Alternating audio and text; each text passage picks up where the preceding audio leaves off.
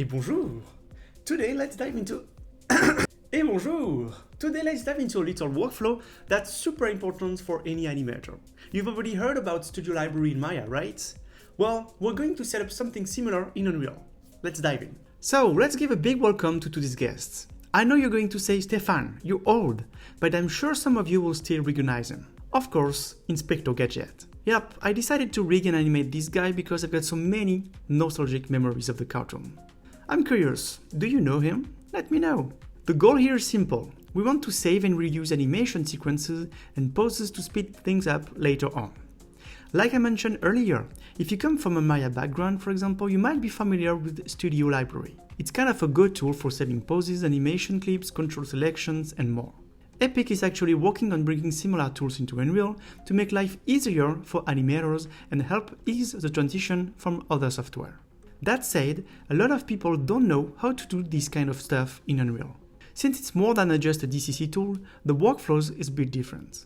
So let's start with something basic. An animation you want to reuse, for example, say a walk or a run cycle. Our buddy, Monsieur Gadget, here has a funny little run animation that I made directly in a level sequence, all keyframed. Now, if you want to save that cycle, you've got two options. Right-click on the skeletal mesh track in your level sequence and you'll see Bake Animation Sequence or Bake Linked Animation Sequence. Both will create a new animation asset, but here's the difference. Linked Animation Sequence stays connected to the original level sequence. That means if you tweak the animation later in the level sequence, the linked asset updates automatically. Super handy, right? You also get a new top bar in the UI for linked sequences where you can easily jump back and forth between the animation and the original level sequence. Makes things way more flexible. So now you've baked your animation into a reusable asset. Nice! That's step 1. Next up, how do you actually reuse this asset in the most efficient way? Now this is where things start to differ from traditional DCC tools like Maya with Studio Library. In Unreal, there's no dedicated interface for this kind of animation reuse, unless you build one yourself with Python and maybe an editor utility widget to organize and display everything neatly. So let's say you've created a new level sequence and you want to start with that run cycle we baked earlier.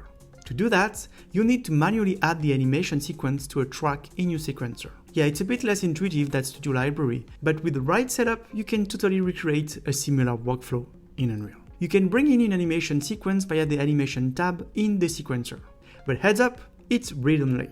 That means if you want to edit it, you'll need to use a backward solve to bake it again and work from a new additive layer, for example, or you can use a layered control rig. That works too, but depending on how complex your control is, setting up the backward solve can get tricky. Another simpler option, just copy and paste your keyframes from one sequencer to another. Not the most elegant solution, but it works, and it has saved me more than once. To speed things up, you can also tweak your UI layouts. I like to dock two content browsers next to my workspace, one with all my cycle animation and another one for my active level sequence or shot. That way it's super quick to open up sequences, copy what you need and drop it in. You also see the name of your active level sequence right here at the top. As soon as you hit save, Unreal will automatically generate or update a thumbnail for that sequence. You can also right-click the asset, go to Asset Actions, capture a thumbnail if you want to update it manually.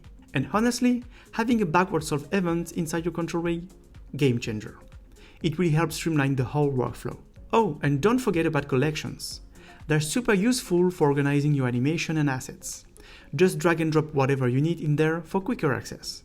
Finally, you can save custom UI layouts based on your workflow. So whether you're animating, reviewing, or managing assets, you can quickly switch to the setup that works best for the task. Alright, that was for animation sequences and cycles. Now let's talk about static poses. In Unreal, we've got a handy tool called Pose Assets, which becomes available when you're in animation mode. Let's open up a fresh sequencer and create some poses. For example, let's pose Gadget hands. At frame 0, go ahead and adjust the control however you like, then key them if needed, though technically it also works without setting keys. And don't forget to use that tiny but life-saving filter track button. It's super helpful to clean things up. Now click on the pose tool at the top and boom, you'll see the pose asset window pop up. First thing you notice, the folder structure doesn't match what you see in the content browser. Yeah, it's a little confusing at first, but don't worry, you can fix that easily. Just right-click in the left panel and choose Add Existing Folder to view. Now you've got your actual folder structure showing up properly. Much better. With your control selected, just hit Create Pose. Give it a name and voila, pose saved. Quick, simple and efficient. A little bonus. Updating the thumbnail here is actually smoother than it was earlier with sequences. Now to test it out, let's create the sequencer. Here's how it works. First, select the same control you used to create the pose via the button. Then you can pass the pose, either with keys or without, depending on what you need. Pretty straightforward. You also see some mirror options, which are super handy when posing. Just make sure you're flipping on the right axis, usually X for left-right symmetry. If mirroring doesn't work as expected, it might be due to how your nulls or hierarchy are set up. Make sure the null on one side is mirrored properly, similar to how it works with the mannequin setup. And double check the axis orientation of your bones as well, it might solve the issue. And one last thing, don't miss the additive function, which is new with 5.6.